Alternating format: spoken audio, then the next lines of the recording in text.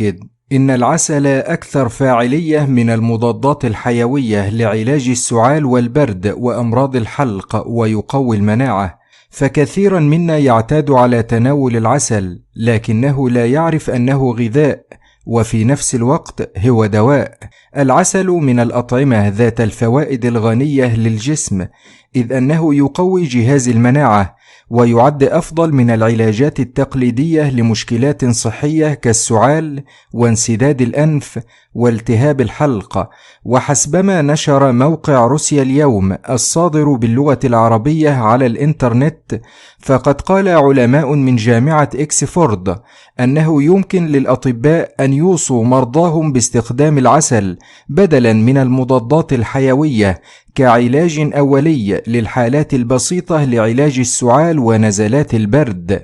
من ناحية أخرى، فقد أجرى الفريق البحثي بجامعة إكسفورد تجربة سريرية على أكثر من 1000 متطوع كانوا يعانون من أعراض البرد والسعال والتهاب الحلق ومشاكل في التنفس، وقسموهم إلى فريقين.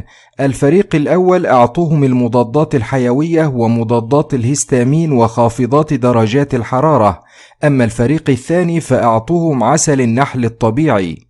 وقد جاءت النتائج مبشرة للغاية، فالفريق الذي قد تناول العسل قد انخفضت عنده الأعراض وتماثل للشفاء بصورة أسرع من الفريق الآخر.